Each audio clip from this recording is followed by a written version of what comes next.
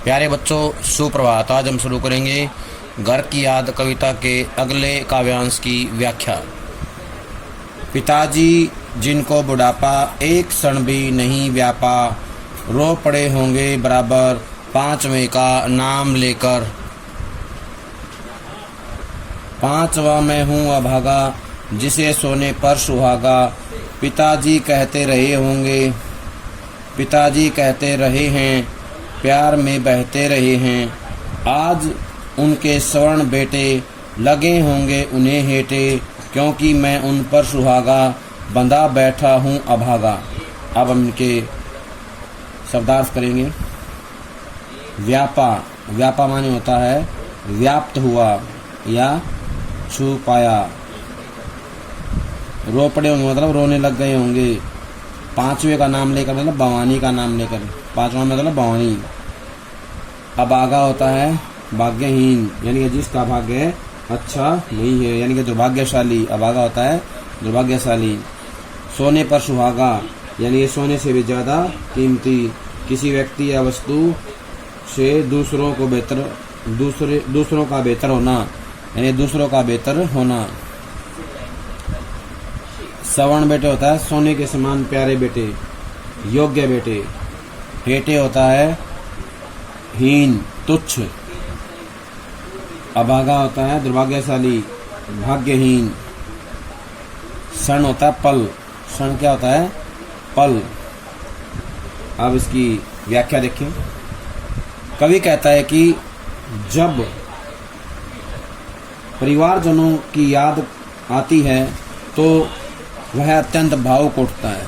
कवि कहता है कि जब उन्हें परिवारजनों की याद आती है या परिवार के सदस्यों की याद आती है तो वह अत्यधिक भावुक उठता है, बहुत ज़्यादा भावुक हो उठता है। उसने अपने पिताजी के विषय में कहा है कि पिताजी को बुढ़ापा एक पल के लिए भी अनुभव नहीं हुआ, यानी कि उनके पिताजी बूढ़े तो हैं लेकिन वो नौजवानों जैसा साहस हौसला रखते हैं।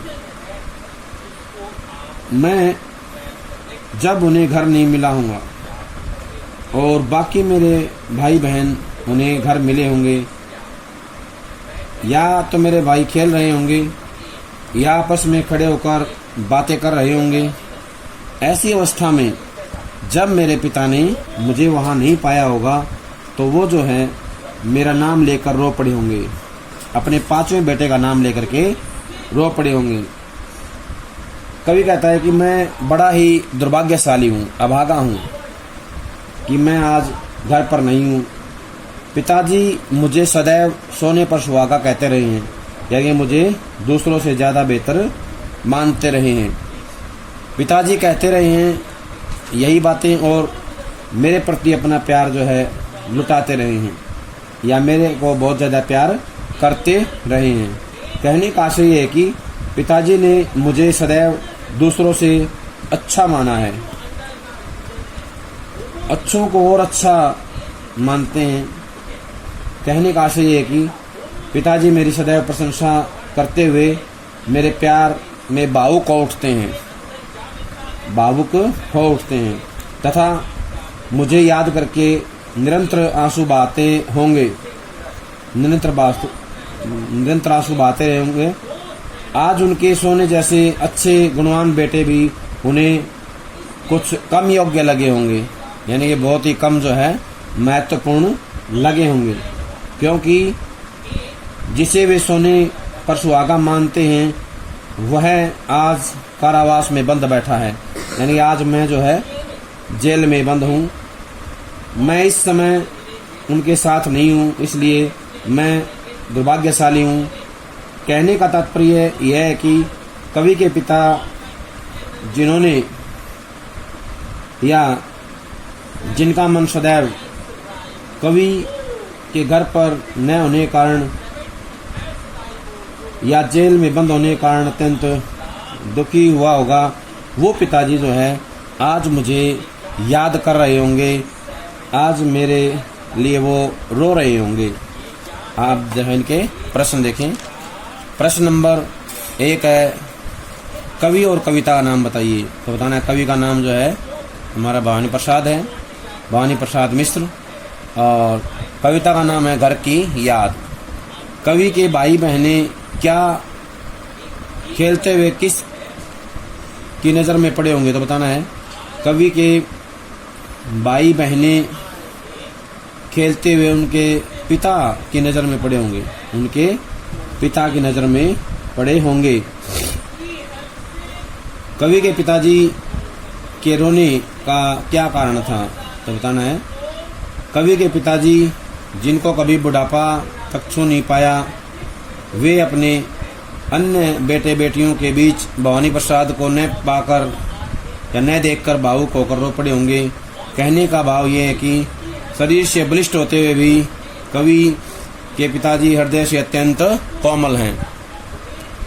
अगला प्रश्न है, प्रस्तुत पद्यांश में किस पारिवारिक व्यवस्था का उल्लेख किया गया है, तो बताना है।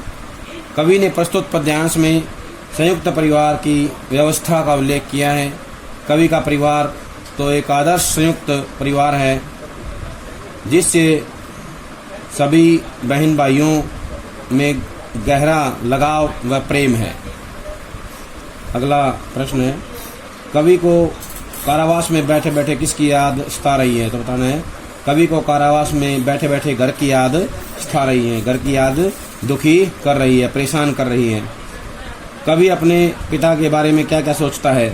कवि सोचता है कि उनके पिताजी आज भी उन्हें सोने पर सुहागा मानते होंगे, और जब उन्हें घर नहीं पाते होंगे तो बड़े दुखी होते होंगे, रो पड़ते होंगे।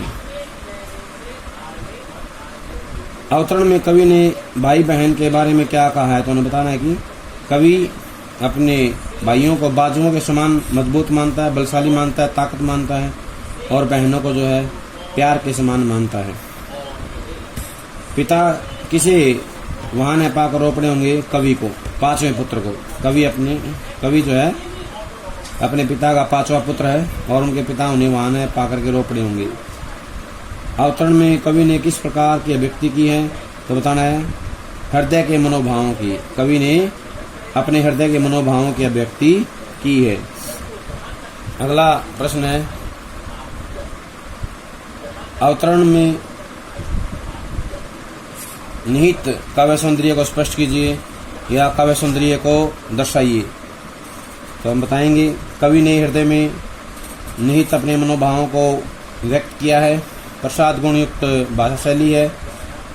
अनुप्रास अलंकार का प्रयोग किया गया है। करुणरस तथा स्मृतियों का चित्रण किया गया है। पुष्ट शरीर वाला उत्साही व्यक्ति भी संतान के दुख से क्षण भर में व्यथित हो जाता है, परेशान हो जाता है। कवि के पिता के माध्यम से कवि ने इसको दर्शाने का प्रयास किया है। इस पद्यांश में शब्द योजना उच्च कोटि की है। तुकांत छंद है। कवि के पिता द्वारा रोनी को अत्यंत सजीव बिंब योजना के माध्यम से व्यक्त किया गया है। कवि ने अपने भाइयों के लिए बुझा शब्द का और बहनों के लिए प्यार शब्द का सुंदर प्रयोग किया है। इन पंक्तियों में खड़ी बोली का प्रयोग किया गया है। संपूर्ण पद में अनुप्रास अलंकार की छटा देखने योग्य है। शब्द योजना उच्च कोटि की है। आगे हम व्याख्या करेंगे अगले काव्यांश की। और माँ ने कहा होगा दुख कितना बहा होगा, आँख में किस लिए पानी, वहाँ अच्छा है भवानी। वह तुम्हारा मन समझकर और अपनापन समझकर गया है सो ठीक ही है, यह तुम्हारी लीक ही है, यह तुम्हारी लीक ही है। अब इसके शब्दार्थ देखें। दुख बहाना होता है अत्यंत दुखी होना या दुख का अनुभव करना। आँख में पानी का मतलब होता है रोना। लीक होता है परंपरा, लीक होता है परंपरा। अब हम इसकी व्याख्या करेंगे। कवि कहता है कि पिताजी मेरी याद में रो रहे होंगे या मुझे याद करके रो रहे होंगे या रो पड़े होंगे, तब मेरी माँ ने उनकी आंखों में पानी देखकर उन्हें समझाते हुए कहा होगा कि आपकी आंखों में ये आंसू क्यों हैं, ये आंसू क्यों हैं। अपना बेटा भवानी वहाँ अच्छा ही होगा, अपना बेटा भवानी वहाँ अच्छा ही होगा, इसलिए आपको दुखी होने की आवश्यकता नहीं है। माँ ने उन्हें पुनः कहा होगा कि भवानी आपके मन की भावना को समझकर ही तो जेल गया है। कहने का आशय है कि भवानी का पिता यही चाहता था कि देश के आंदोलन में देशवासियों को बढ़ चढ़कर भाग लेना चाहिए और फिर जेल जाना तो आपके कुल की परंपरा है। भवानी ने उसी परंपरा का पालन किया है। लीक होता परंपरा। कभी कहता है कि जो भवानी जेल में गया है वो अपने परिवार की परंपरा का अनुसरण करते हुए ही जेल गया है और अपने पिता के मन के भावों को समझ करके ही जेल गया है। अब इसके प्रश्न देखें। इन पंक्तियों में कौन किसको क्या समझा रहा है तो बताना है। इन पंक्तियों में कवि की माता कवि के पिता को समझा रही है। कवि की माता कवि के पिता को या उनके पिता को समझा रही है कि तुम्हें भवानी की अधिक चिंता नहीं करनी चाहिए, क्योंकि वह वहाँ भी है, वह जहाँ भी है कुशल होगा। वह तुम्हारा मन समझकर का क्या आशय है तो बताना है। वह तुम्हारा मन समझकर का तात्पर्य यह है कि कवि अपने पिता की भावनाओं को, अपने पिता के विचारों को भली भांति समझता है कि पिताजी क्या चाहते हैं। वह देश के कल्याण के लिए या देश की स्वतंत्रता की आज़ादी की लड़ाई या जो देश के लिए आज़ादी की लड़ाई चली थी उसके प्रति पिता की भावनाओं को जान करके ही जेल जाता है। इसलिए कवि ने भारत छोड़ो आंदोलन में भाग लिया था। वह जो कुछ कर रहा था आपकी भावना व विचारों को जानकर या उनके अनुकूल ही कर रहा था। अगला प्रश्न है, कवि के परिवार की क्या लीक है जिसका उन्होंने पालन किया तो बताना है कि कवि की माता उसके पिता को समझाती है या समझाते हुए कहती है कि देश के लिए त्याग करना व देश सेवा करना तो तुम्हारे परिवार की परंपरा है। क्या है? देश सेवा करना या देश के लिए त्याग करना तुम्हारे परिवार की परंपरा है। भवानी उसी परंपरा का पालन कर रहा है। अगला प्रश्न है, कवि के मन में कौन कौन से भाव आते हैं तो बताना है। कवि के हृदय में कोमल मनोभाव आते हैं।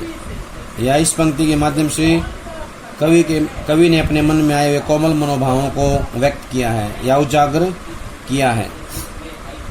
पिता के विचलित होने पर किसने उन्हें ढांढस बंधाया तो बताना है। पिता के विचलित होने पर उनकी माँ ने उन्हें ढांढस बंधाया यानी सांत्वना दी।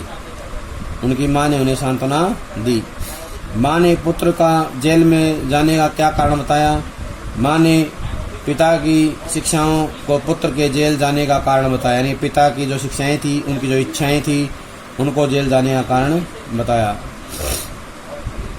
कवि ने किसी अपनापन जानकर कारावास चुना।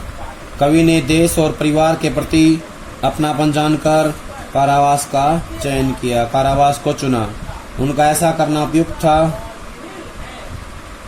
कवि ने किसकी परंपरा को कायम रखा। कवि ने अपने पिता की परंपरा को कायम रखा। कवि ने किस परंपरा को टूटने नहीं दिया। कवि ने देश के लिए बलिदान और त्याग की परंपरा को टूटने नहीं दिया। प्रस्तुत अवतरण का काव्य सौंदर्य क्या है तो बताना है। कवि की स्मृति में माता और पिता के बीच होने वाले संवाद को चित्रवत रूप में उभारा गया है। इसमें कवि ने मुहावरेदार भाषा प्रयोग किया है। तुकांत के प्रयोग से भाषा में प्रवाहमयता एवं सरसता का समावेश हुआ है।